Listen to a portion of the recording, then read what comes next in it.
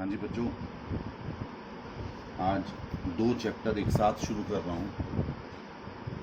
एक चैप्टर है amalgamation of companies,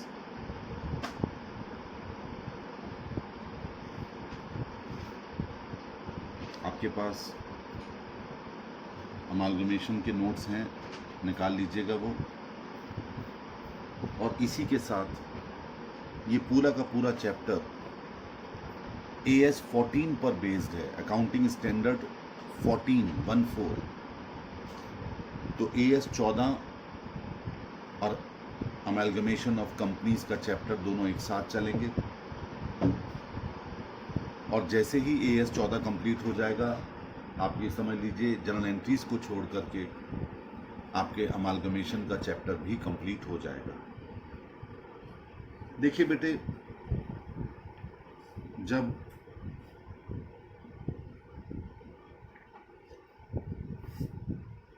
मैं आपकी तरह स्टूडेंट था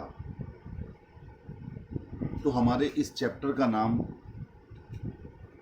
अमालगमेशन, एब्जॉर्प्शन एंड रिकंस्ट्रक्शन था।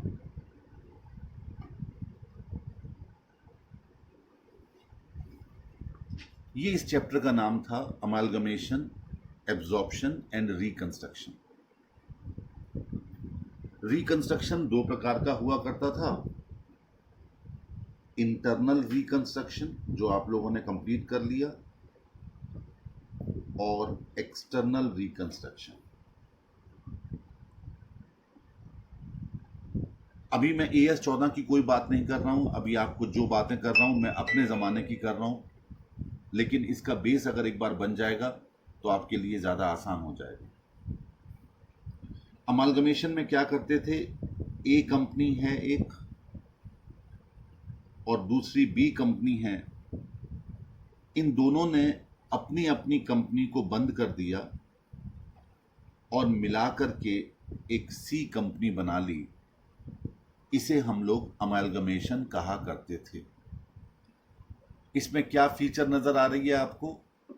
फीचर ये नज़र आ रही है कि पुरानी दोनों कंपनियों का अस्तित्व समाप्त हो गया और एक नई कंपनी पिक्चर में आ गई। ये अमालगमेशन हुआ करता था। एब्जॉर्प्शन में एक बड़ी कंपनी होती थी, वो एक छोटी कंपनी को मर्ज कर लेती थी और ज़्यादा बड़ी हो जाती थी। यानी A कंपनी ने B कंपनी को अपने बिजनेस में शामिल कर लिया, B का अस्तित्व समाप्त हो गया और A कंपनी जितनी पहले थी उससे ज़्यादा बड़ी हो गई।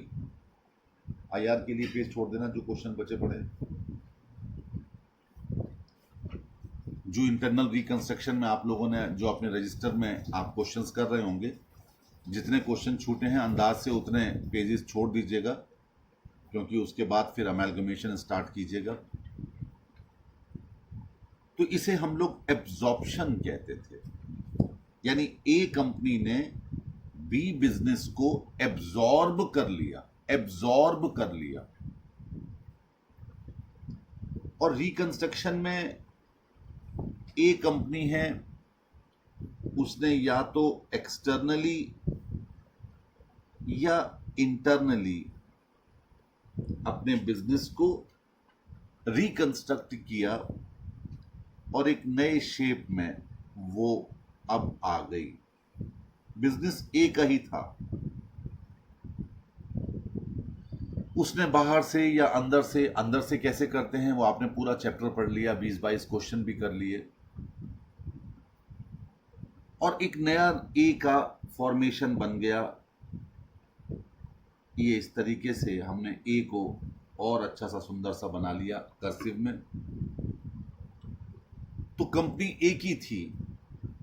पहले अमालगमेशन में दो कंपनियां बंद होकर C बन गई, दूसरे एब्जॉर्प्शन में B कंपनी बंद हो गई, A और बड़ी हो गई, और तीसरे केस में A ही कंपनी थी, बाहर से या अंदर से हमने उसे रिकंस्ट्रक्ट किया और वो एक नए आकार में आ गई, नाम वही रहा, थोड़ा बहुत चेंज हो गया, इसे रिकंस्ट्रक्शन कहा जाता था। लेकिन हम लोग जब क्वेश्चन करते थे तो कई बार परेशान हो जाते थे कि ये एब्जॉर्प्शन का है, ये अमालगमेशन का है, ये लिखें वो लिखें, तो एक बड़ा अजीब सा एंजाइटी हो जाती थी इस चैप्टर को करने में।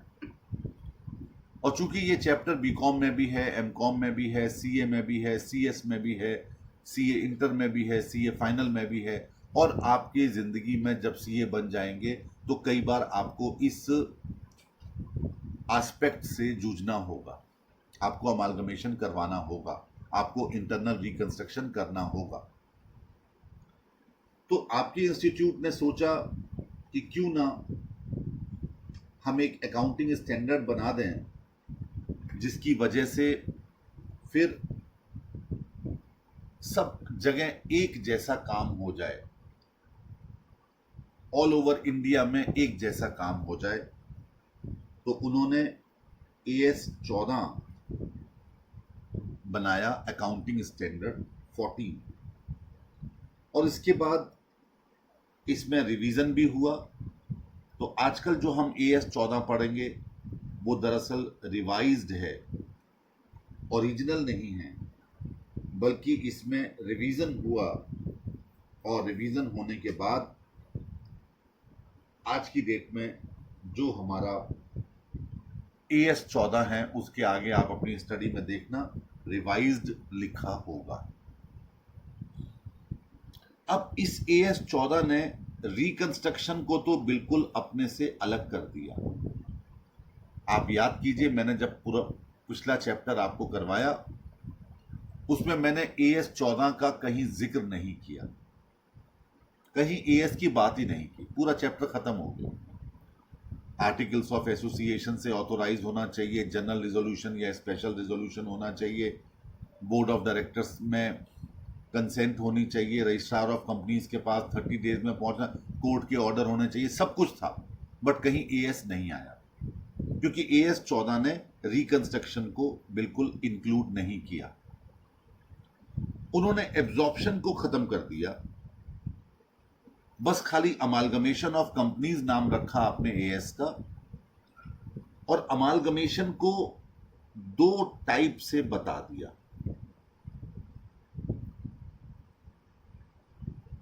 यानी AS 14 क्या करता है, AS 14 डील करता है अमालगमेशन की प्रोसेस को, उसके बाद जो कंपनी बंद हो रही हैं उनका, और जो कंपनी खुल रही है उनके अकाउंटिंग ट्रीटमेंट के बारे में।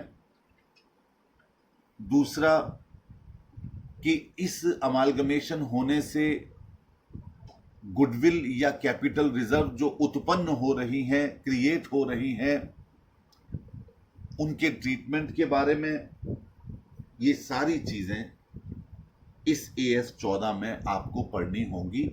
बहुत छोटा AS है, बहुत सरल है, आज ही हम इसे कंप्लीट करने का प्रयास करेंगे। अब इनके मुताबिक अमालगमेशन 2 टाइप्स का है। पहला है amalgamation in the nature of merger, merger के नेचर का अमालगमेशन, और दूसरा है amalgamation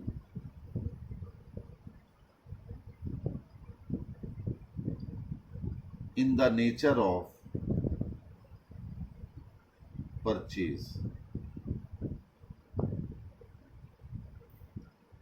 amalgamation in the nature of merger और amalgamation in the nature of purchase, ये 2 टाइप्स का अमालगमेशन है। अब इन दोनों को समझने के लिए मैं 2-3 टर्मिनोलॉजी आपके साथ डिस्कस करूंगा, और उसके बाद फिर हम लोग अपने मुद्दे पर आ जाएंगे। दरअसल AS ने कंपनियों को नाम दिए। एक नाम दिया ट्रांसफरी कंपनी। ट्रांसफरी कंपनी वो कंपनी है जिसमें कि बाकी कंपनीज अपने बिजनेस को मर्ज कर रही है। आप कहेंगे सर ये थोड़ा समझ में नहीं आया। दरअसल ट्रांसफरी कंपनी न्यू कंपनी है।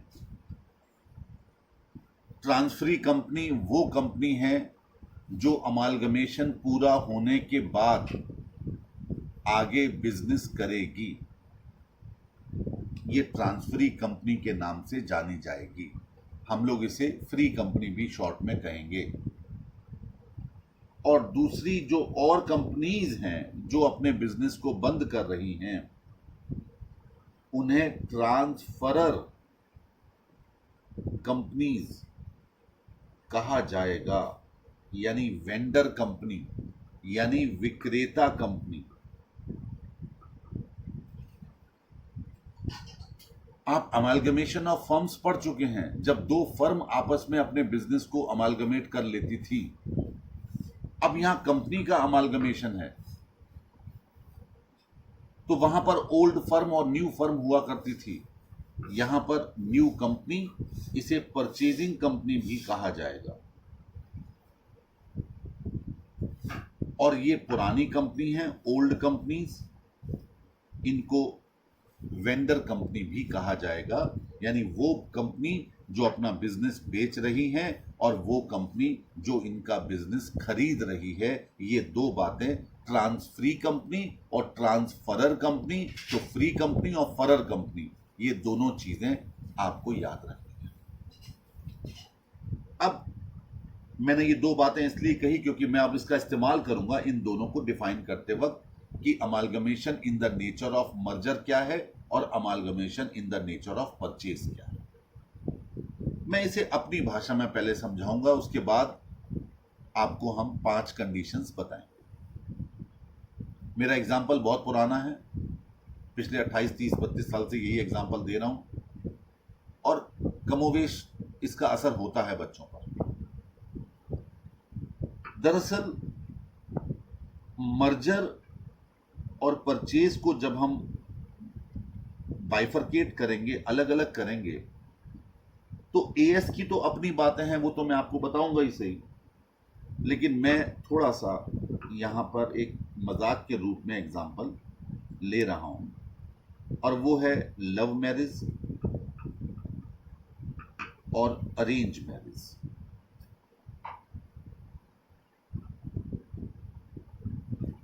ठीक है साहब। मर्जर को मैंने नाम दिया लव मैरिज और परचेज को हमने नाम दिया अरेंज मैरिज, जो माता पिता के सिलेक्शन के आधार पर होती है। देखिए लव मैरिज में क्या होता है, थोड़ी सी कुछ बातें करते हैं। पहला, नो सिलेक्शन, कोई सिलेक्शन नहीं होता, कोई चुनाव नहीं होता, यानी कोई विकल्प नहीं होता। जबकि अरेंज मैरिज में विकल्प होते हैं, ऑप्शंस होते हैं, और उनमें से फिर चुनाव किया जाता है। कम से कम 2-3 रिश्ते आए, माँ बाप उसमें देखते हैं कि साहब कौन सा बेटर है, कौन सा फीजिबल है, उस आधार पर चुनाव किया जाता है। ये इन दोनों का पहला डिफरेंस होता है। दूसरा डिफरेंस क्या होता है कि लव मैरिज में लड़का लड़की चूंकि एक दूसरे को जानते हैं, तो जो लड़के में कमियां हैं वो लड़की को पता है, जो लड़की में कमियां हैं वो लड़के को पता है। स्वाभाविक रूप से वो एक दूसरे के साथ कोई शर्त नहीं रख सकते कि साहब लड़का अगर गुटखा खाता है तो खाता रहेगा, वो कहेगा ठीक है साहब तुमने मुझे गुटखा खाते में ही पसंद किया था तो अब गुटखा खाऊंगा आगे भी। सिगरेट पीता है तो साहब पीता हूं, आगे भी पीता रहूंगा। यानी there is no terms and conditions. वो दोनों के एक दूसरे के गुण और अवगुण, मेरिट्स और डीमेरिट्स दोनों जानते हैं। क्या अच्छाइयां हैं, क्या बुराइयां हैं, और इन सब के साथ वो एक दूसरे को स्वीकार करते हैं। लेकिन अरेंज मैरिज में यहां पर शर्त हो सकती है। मान लीजिए जब एक दूसरे को देखा तो लड़की ने देखा कि साहब इसके दांत खराब हैं, ये तो गुटखा खाता है, पान मसाला खाता है, तो वो ये शर्त रख सकती है कि साहब मुझे बिल्कुल पसंद नहीं है कि कोई जुगाली मेरे पास करे, आज से ही ये तय कर लो कि शादी से पहले तक गुटखा छोड़ना है। या साहब वो पूछती है कि तुम पीते पाते तो नहीं हो, शराब वराब तो नहीं पीते। लड़की के माँ बाप पूछते हैं जाकर के मजिया से, जो मीडिएटर होता है, कि साहब ये पता करो लड़का कहीं पीता पाता तो नहीं है। यानी वहां पर क्या हो रहा है, टर्म्स एंड कंडीशंस हैं, शर्तें हैं। दूसरा, लव मैरिज में माता पिता जहां जैसे कर दें, उनकी इच्छा पर डिपेंड करता है, उनकी श्रद्धा पर डिपेंड करता है। लेकिन अरेंज मैरिज में लड़के के माता पिता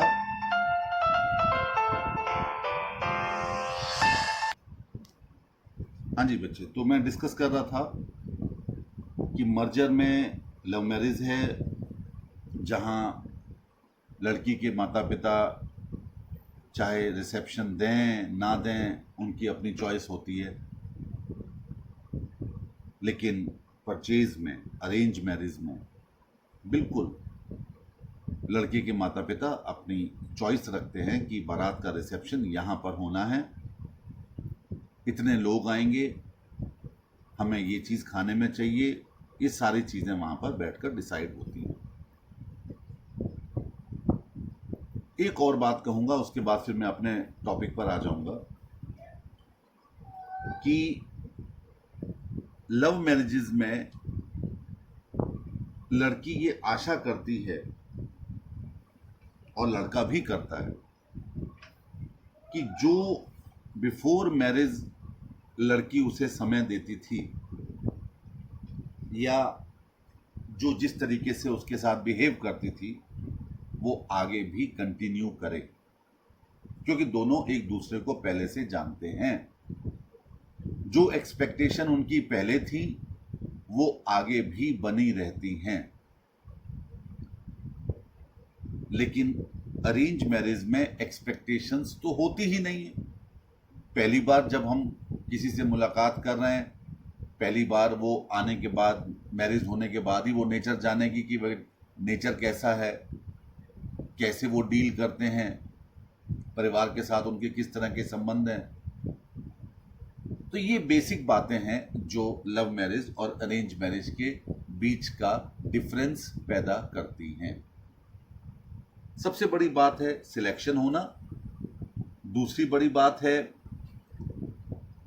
अवगुण गुण सब एक दूसरे के जानना और उसे स्वीकार करना, और तीसरी बड़ी बात है कि लव मैरिज में कोशिश ये की जाती है कि पहले घर के एक सदस्य को तोड़ा जाए, उसे मनाया जाए, फिर दूसरे को मनाया जाए, फिर तीसरे को मनाया जाए। जब 4 5 6 सदस्य मान जाते हैं, उनको तैयार कर लिया जाता है, तब ये बात घर में खोली जाती है और उसके बाद फिर घर में चर्चा होकर के लड़ाइयाँ दंगे जो भी होते हैं, बाद में खैर इसको आगे बढ़ाया जाता है। जबकि अरेंज में ऐसा कुछ नहीं है, माता पिता ने पसंद कर लिया, बाकी किसी को पसंद आए ना आए वहां तो कोई टेंशन ही नहीं है। अरेंज है, वहां तो सब कुछ है। ये मैंने अपना एग्जाम्पल दिया मर्जर और परचेज को समझने का। अब मैं इन्हीं सारी चीजों को अपने चैप्टर में शामिल करने जा रहा हूं। In case of merger there is no selection, कोई सिलेक्शन नहीं होता, किसी भी तरह का चुनाव नहीं होता, जो भी है बस यही है। आपकी अगल बगल में 2 दुकानें हैं, दोनों स्टेशनरी की हैं, आप दोनों मर्जर करना चाहते हैं, लव मैरिज करना चाहते हैं, तो आपने क्या किया कि दुकान के बीच की दीवार हटवा दी। अब उस दुकान में कुछ माल अच्छा रखा है, अच्छी बिकने वाला है, कुछ इस दुकान में अच्छा बिकने वाला है, कुछ माल ऐसा भी हो सकता है जो बहुत धीरे धीरे बिके, कुछ माल ऐसा भी हो सकता है जो टूट फूट गया हो, बिके ही ना। लेकिन जब मर्जर हो रहा है तो गुण भी हैं और अवगुण भी हैं, दोनों स्वीकार करने पड़ेंगे, क्योंकि आपने लव मैरिज की है। बाद में कोई एक दूसरे पर दोषारोपण नहीं होगा। क्यों? क्योंकि तुमने ये सब जानने के बाद शादी की है। तो मर्जर में भी यही है कि बाद में फिर ये मत कहो कि तुम्हारी दुकान का फर्नीचर 5 साल पुराना था, मेरी दुकान का फर्नीचर 10 साल पुराना था। ऐसा कुछ नहीं है। फिर मर्जर हुआ है, कोई एक दूसरे के माल पर, स्टॉक पर, फर्नीचर पर, असेट्स पर कोई दोषारोपण नहीं होगा, बिकॉज इट इज मर्जर। लेकिन जब आप परचेज करने जाते हैं किसी की दुकान, तो आपके पास सिलेक्शन होता है। आपने कहा कि साहब ठीक है, मैं आपकी दुकान तो खरीद रहा हूं, लेकिन मैं आपका फर्नीचर नहीं लेना चाहता, मुझे नए तरीके का बनवाना है, आपका तो पुराने तरीके का फर्नीचर है। मैं आपका स्टॉक नहीं लेना चाहता, मुझे तो अपना नया स्टॉक लाना है। हाँ, इतने आइटम बढ़िया है, मैं ये ले लेता हूं, बाकी आप कहीं और बेचो। आप सिलेक्शन कर रहे हो, वहां चुनाव कर रहे हो, क्योंकि आप परचेज करने गए। लेकिन जब यही दुकानों के बीच में दीवार हटी, मर्जर हुआ, तब आपने कुछ सिलेक्ट नहीं किया। जो है तेरे गुण मेरे, मेरे गुण तेरे, तेरे अवगुण मेरे, मेरे अवगुण तेरे। आप समझ रहे हैं ना? मेरे उसी एग्जाम्पल के साथ इसको समझने की कोशिश कीजिए। मैं मर्जर और परचेज के बीच में डिफरेंस क्रिएट करवा रहा हूं। यानी अब सीधी सीधी भाषा ले लीजिए। इन case of merger, all assets and liabilities of the transferor company become the assets and liabilities of transferee company। लिखने की आवश्यकता नहीं है, नोट्स में लिखा, उसी को हाईलाइट कीजिए कि सभी असेट्स और लाइबिलिटीज पुरानी कंपनीज की अब नई कंपनी की हो जाएंगी। अंडरलाइन क्या कीजिए? All the assets and liabilities, all the assets and liabilities. Merger की पहली कंडीशन है, कोई असेट छोड़ी नहीं जाएगी, कोई लाइबिलिटी छोड़ी नहीं जाएगी, सब कुछ लिया जाएगा। दूसरी चीज मैंने कहा था अभी थोड़ी देर में कि लव मैरिज में एक एक करके सदस्यों को तैयार किया जाता है, मनाया जाता है। अरेंज में ऐसी कोई टेंशन नहीं है, अरेंज हो गया। लव मैरिज में अगर हम लोगों को बता करके कर रहे हैं तो सोसाइटी में एक घर को बताएंगे, 2 को बताएंगे, 3 को बताएंगे, 4 को बताएंगे। तो वही चीज मर्जर में है कि कम से कम 90% share holders holding not less than 90% of the face value of equity shares of the transferor company must agree या becomes the equity shareholders of the transferee company by virtue of the amalgamation।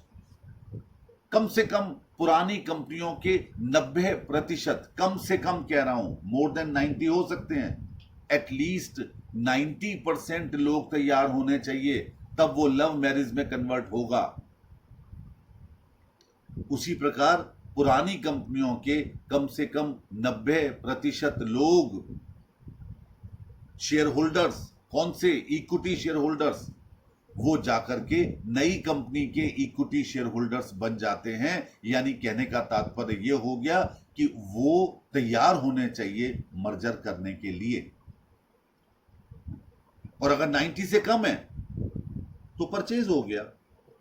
अगर कोई asset छोड़ी जा रही है तो वो purchase हो गई। मर्जर में कैश और बैंक बैलेंस भी ले लिया जाता है।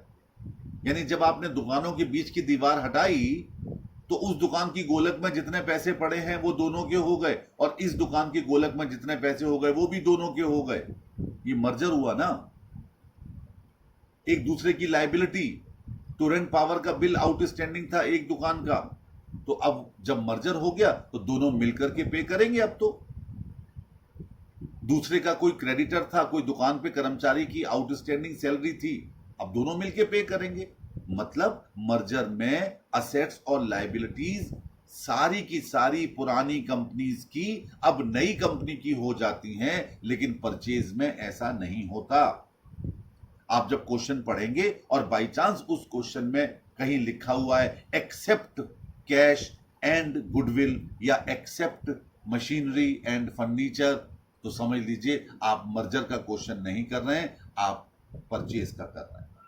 और दूसरा, यदि 90% इक्विटी शेयर होल्डर्स तैयार हो जाते हैं नई कंपनी के इक्विटी शेयर होल्डर बनने में, तो वो मर्जर है 90 या 90 से ज्यादा। और अगर 90 से कम है तो फिर वो मर्जर नहीं हो सकता, बल्कि क्या हो सकता है, परचेज होगा। तीसरी कंडीशन कि जब कोई बिजनेस खरीदा जाता है तो स्वाभाविक है उसके बदले में उस पुरानी कंपनी के मालिकों को उनके अपने शेयर्स के बदले में कुछ शेयर्स दिए जाते हैं। आप याद करो, जब अमालगमेशन ऑफ फर्म्स आपने किया था, वहां फर्म के पार्टनर्स को नई कंपनी शेयर्स दिया करती थी अपने। याद कीजिए, नया शेयर इश्यू दिया जाता था कई बार जब दो फर्म अमालगमेट होकर के नई फर्म बन जाती थी। तो कहने का मतलब यह हो गया कि मर्जर में उस कंसीडरेशन का जो रकम तय हुई है किसी बिजनेस को खरीदने की, देखिए बेटे, अकाउंटिंग में अमालगमेशन की कोई एंट्री नहीं बनती। अकाउंटिंग ये कहती है कि नई कंपनी ने पुरानी कंपनियों को खरीद लिया, और जब हम किसी पुरानी कंपनी को खरीदते हैं तो स्वाभाविक है हमें उसके बदले में उसे कुछ पेमेंट करना पड़ता है। उसे पीसी कहा जाता है, परचेज कंसीडरेशन कहा जाता है। मर्जर में इस परचेज कंसीडरेशन का पूरा भुगतान इक्विटी शेयर्स में ही होगा। किसमें होगा? इक्विटी शेयर्स में। हां, किसी का इक्विटी शेयर यदि डेसिमल में आता है, फ्रैक्शन में आता है, तो उसके बदले में कैश दिया जा सकता है। जबकि परचेज में पीसी का भुगतान आप इक्विटी शेयर्स में कर सकते हैं, प्रेफरेंस शेयर्स में कर सकते हैं, डिबेंचर्स में कर सकते हैं, कैश में कर सकते हैं, ये परचेज में हो। लेकिन मर्जर में सिर्फ किस में करेंगे? इक्विटी शेयर्स में या फिर फ्रैक्शन के लिए कैश में। 3 कंडीशन अब तक हो चुकी हैं। कुल मिलाकर कितनी कंडीशंस हैं? 5। अगर पांचों पूरी होंगी तभी मर्जर होगा, और 5 में से एक भी अगर रह गई तो फिर वो परचेज होगा। कंडीशन नंबर 4 मैं आपके साथ पहली कंडीशन कर चुका हूं, ऑल असेट्स एंड लायबिलिटीज। दूसरी कंडीशन कर चुका हूं, 90% कम से कम लोग तैयार होने चाहिए। तीसरी कंडीशन कह चुका हूं कि कंसीडरेशन का पेमेंट इक्विटी शेयर्स में होगा और फ्रैक्शन के लिए कैश दिया जा सकता है। और एक बात ध्यान रखो, ये कंडीशंस मेरी नहीं है, ये AS 14 चल रहा है इस वक्त। चौथी कंडीशन है कि same business must be continued. तुम मुझे शादी से पहले रेस्टोरेंट ले जाते थे महीने में एक बार या हफ्ते में एक बार, तो ले जाओगे अभी भी आफ्टर मैरिज, चाहे कुछ भी हो जाए। एक्सपेक्टेशन रहती हैं, यानी आप मर्जर के बाद बिजनेस बदल नहीं सकते। हाँ, परचेज करने के बाद आपने कोई दुकान स्टेशनरी वाली खरीदी, आप उसमें जूते का व्यवसाय कर सकते हो, क्योंकि आपने तो दुकान खरीदी। अब कोई मतलब थोड़ी है पुराने वाले बंदे का कि आप क्या करो क्या ना करो, यानी वहां पर सिलेक्शन है, सबसे बड़ी बात है। लेकिन मर्जर में कोई सिलेक्शन नहीं है। तो चौथी कंडीशन क्या हो गई? Same business must be continued. और पांचवी कंडीशन है कि जो असेट्स और लायबिलिटीज ली गई हैं उनको बुक वैल्यू पर ही लिया जाएगा, उसमें कोई बदलाव नहीं होगा। यानी कि जो बिल्डिंग 5 लाख की आपने अपनी बैलेंस शीट की असेट साइड में दिखा रखी है, तो पीसी निकालते वक्त वो बिल्डिंग 5 लाख की ही कंसीडर की जाएगी। अगर प्लांट एंड मशीनरी आपने 2 लाख का कर रखा है तो 2 लाख ही कंसीडर किया जाएगा। अगर आपने फर्नीचर 25,000 का लिख रखा है तो 25,000 का ही जोड़ा जाएगा, उसमें कोई बदलाव नहीं होगा। हाँ, परचेज में बदलाव होता है, हर असेट अपने अपने मूल्य पर तय की जाती है और उसके बाद ही उस असेट को लिया जाता है। तो ये 5 कंडीशंस हो गई। एक बार फिर टिप्स पर ले आइएगा, कई बार एग्जाम में ये 5 कंडीशंस लिखने को आती हैं, जब एएस का क्वेश्चन आता है तब, एएस 14 का, तो पांचों कंडीशन आपको उसी भाषा में लिखनी है जिस भाषा में आपके एएस में लिखी गई है। क्या भाषा है, मैं आपकी एएस की बुक से पढ़ के बताता हूं। पहला पॉइंट है, all the assets and liabilities of the transferor company, यानी पुरानी कंपनियां, become after amalgamation the assets and liabilities of the transferee company. भाषा बदल गई, मैंने कहा था सारी ली जाएंगी, इसमें लिखा है becomes the transferee assets and liabilities of transferee company, यानी पुरानी कंपनियों की असेट्स नई कंपनी की असेट्स और लायबिलिटीज हो जाएंगी आफ्टर मर्जर।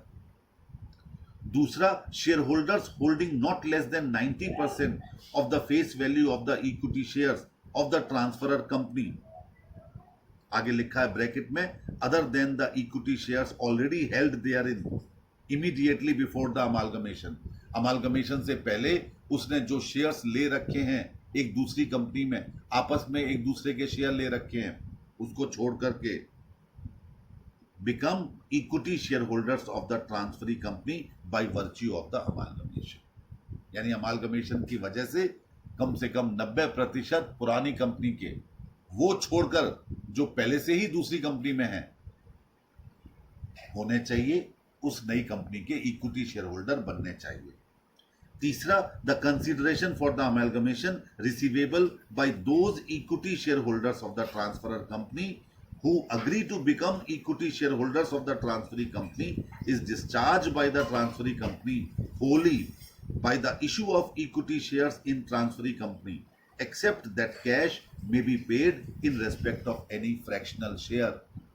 किसी फ्रैक्शनल शेयर के लिए हम कैश देंगे। अब इसमें कहानी है हमारे एएस वालों की कि साहब जो इक्विटी शेयर होल्डर्स नई कंपनी में इक्विटी शेयर होल्डर्स बनना चाहेंगे उनको नई कंपनी इक्विटी शेयर्स में ही पेमेंट करेगी। अरे गधे के बच्चों, जब तुमने लिखी दिया कि इक्विटी शेयर होल्डर्स नई कंपनी में जो इक्विटी शेयर होल्डर्स हो जाएंगे, अरे भैया इक्विटी शेयर होल्डर्स कब होंगे, जब वो इक्विटी शेयर्स खरीदेंगे, तो फिर इतनी लंबी कहानी लिखने की क्या आवश्यकता है। मेरे मुंह से गाली निकल गई, लेकिन ठीक है, कोई ऐसी नहीं है जो अनपार्लियामेंट्री हो, चलेगा। गधा तो पशु का नाम है, कोई गाली थोड़ी है।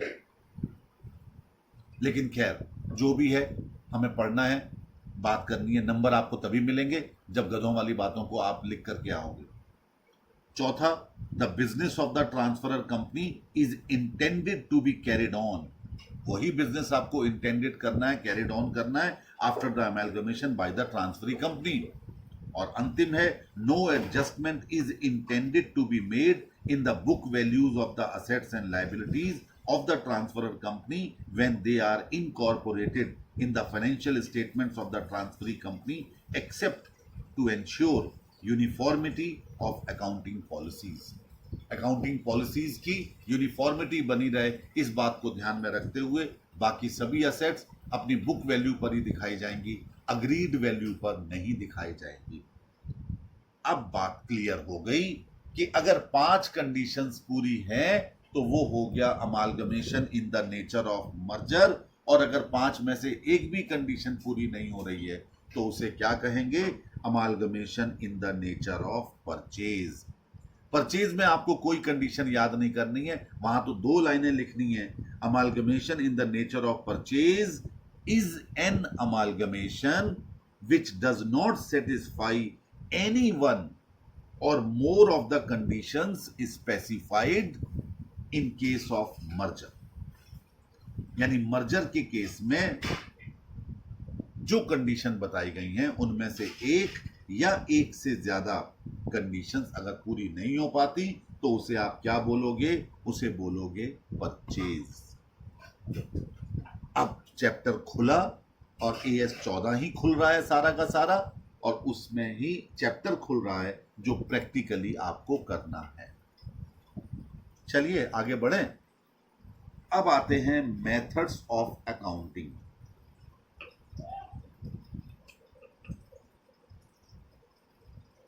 मेथड्स ऑफ अकाउंटिंग, यानी अकाउंटिंग के कौन कौन से मेथड्स लगाए जाते हैं इन दोनों अलग अलग अमालगमेशन के एस्पेक्ट्स में।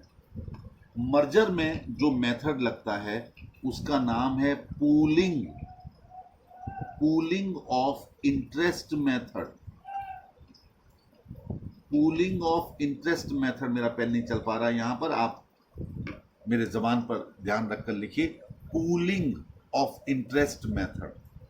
और परचेज में चलेगा परचेज मेथड।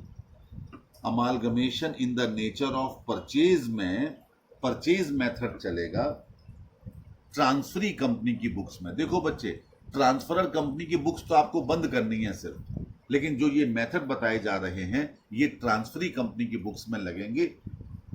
मर्जर में कौन सा? Pooling of interest method. अरे भाई, पूलिंग ऑफ इंटरेस्ट मेथड रटना पड़ेगा? अरे कुछ नहीं रटना। पूल किसे कहते हैं?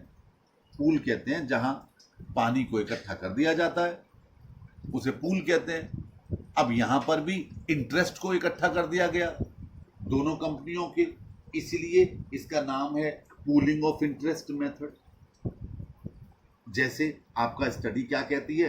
Pooling of interest is a method of accounting for amalgamations, the object of which is to account for the amalgamation as if the separate businesses of the amalgamating companies were intended to be continued by the transferee company। यानी transferee company के द्वारा जब पुरानी कंपनियों के same business continue किए जाएंगे तो वहां पर जो मेथड लगाया जाता है उसे पूलिंग ऑफ इंटरेस्ट मेथड कहते हैं। यानी मर्जर वाला केस है। Accordingly, only minimal changes are made in aggregating the individual financial statements of the amalgamating company। यानी जो कंपनी अमालगमेट हो रही हैं उनके फाइनेंशियल स्टेटमेंट्स में कोई थोड़े बहुत मिनिमल चेंजेस किए जाते हैं, बाकी सब के सब वही रहते हैं। Under this method assets, liabilities and reserves, ध्यान रखो रिजर्व्स पर, of the transferor company are recorded by the transferee company at their existing carrying amounts। यानी अपने उसी वैल्यू पर असेट्स एंड लायबिलिटीज को और रिजर्व्स को दिखाया जाता है। अब ये सारी बातें वही आ गई ना कि मर्जर में ये सब कुछ होता है। और if at the time of the amalgamation the transfer and transferee companies have conflicting accounting policies, यदि अगर दोनों की पॉलिसीज में आपस में कंफ्लिक्ट होता है, आपस में कोई अंतर होता है, a uniform set of accounting policies is adopting following the amalgamation. उसके बाद अमालगमेशन के बाद वो एक जैसी पॉलिसीज को अडॉप्ट करते हैं। The effects on the financial statement of any changes in accounting policy are reported in accordance with AS5। AS5 जब मैं आपको पढ़ाऊंगा तो उसमें यह बताया जाएगा कि पॉलिसीज में बदलाव होने पर हमें क्या क्या चीज डिस्क्लोज करनी पड़ेगी, वो चीज आपको वहां डिस्क्लोज करनी पड़ेगी अगर पॉलिसीज में कोई बदलाव आता है। ठीक है। अच्छा, परचेज मेथड क्या है?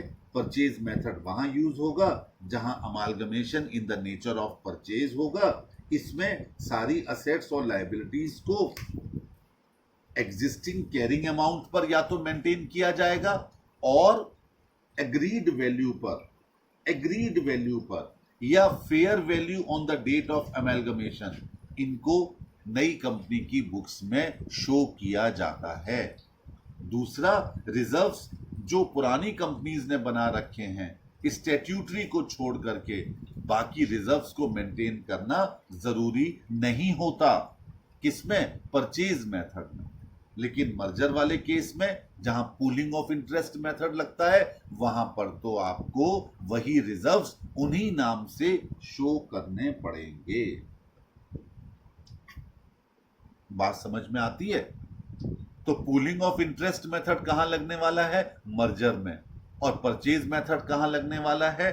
Amalgamation in the nature of purchase में। और याद रखिए, ये बातें मैं नहीं कह रहा, AS14 कह रहा है। मैं तो उनको अपनी भाषा में आपको समझाने का प्रयास कर रहा हूं। अब आइए कंसीडरेशन।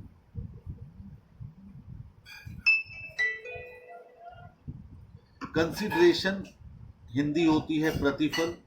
मर्केंटाइल लॉ में, आपने कॉमर्शियल लॉ में पढ़ा है that without adequate consideration all contract, all agreements are void. तो स्वाभाविक रूप से कंसीडरेशन यहां पर भी है, क्योंकि पुरानी कंपनीज नई कंपनी को खरीदेंगी, नई कंपनी पुरानी कंपनीज को खरीदेंगी, तो उनके पुराने शेयर होल्डर्स को उनके बदले में, उनके इंटरेस्ट के बदले में जो कुछ दिया जाएगा उसे बेटे क्या कहते हैं? कंसीडरेशन, परचेज कंसीडरेशन कहते हैं। और इसको निकालने के दो मेथड्स हैं। पहला मेथड है नेट असेट्स मेथड, आपको ये बताए जा चुके हैं, और दूसरे हैं नेट पेमेंट मेथड। जिस किसी क्वेश्चन में सारे पेमेंट्स जो कि नई कंपनी के द्वारा किए जा रहे हैं अगर क्लियरली दिए जाते हैं तो उनको ऐड करके जो कंसीडरेशन आता है उसे नेट पेमेंट मेथड के द्वारा निकाला गया कंसीडरेशन कहा जाएगा।